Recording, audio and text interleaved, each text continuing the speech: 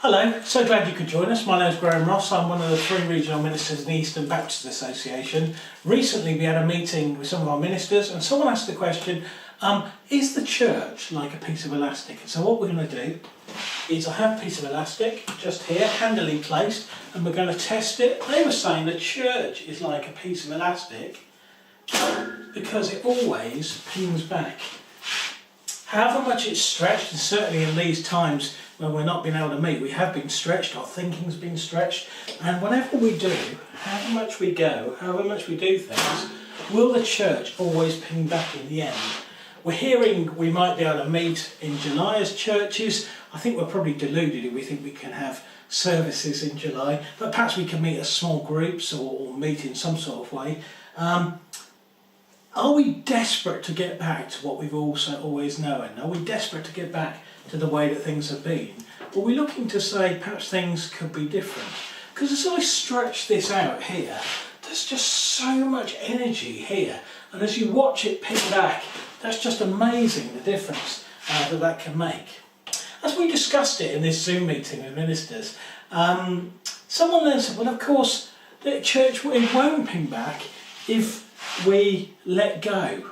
And so having disconnected it from the anchor point, I can now go like this and stretch, need longer arms, and we can watch it fly across the room out of shot. So here he is, got my bit of elastic back. I was reading something about a church recently. It's not a local church, it's not an EBA church, but in this document this church had produced, they were saying Messy Church is our main activity other than a Sunday service. As I read that, I was really surprised because earlier in the document it had said that they got roughly twice as many people to Messy Church as they do to Sundays. So which is their main activity? Well, to put it differently, if I was running a restaurant and on a Sunday I serve 20 meals and on a Friday I serve 40 meals, which would be my main activity? That's a much more straightforward question, isn't it? As churches, we can get really obsessed with what is our main activity, what are we here for? And actually the question we should be asking is not what, but why.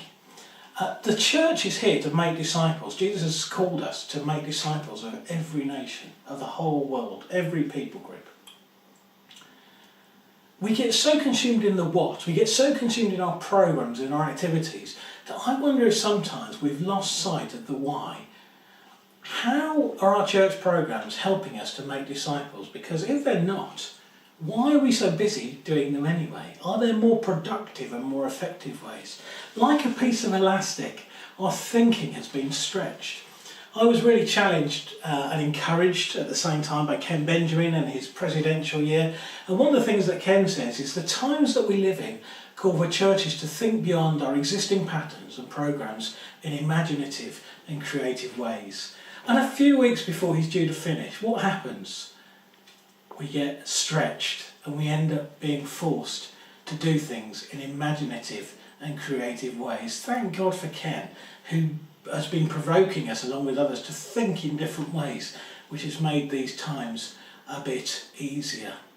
Kenny's asking us the why. Why? Where do we grow from here? What are we trying to achieve? Where are we going? How are we going to make disciples? Because it's really pretty obvious to all of us that most of us in most of our churches are not seeing significant growth in making new disciples. So really we've got to think about where do we grow from here. As we think about this piece of elastic and it's being stretched, the question for us as we do return to normal at some stage is will we ping back or will we ping forwards? Thank you.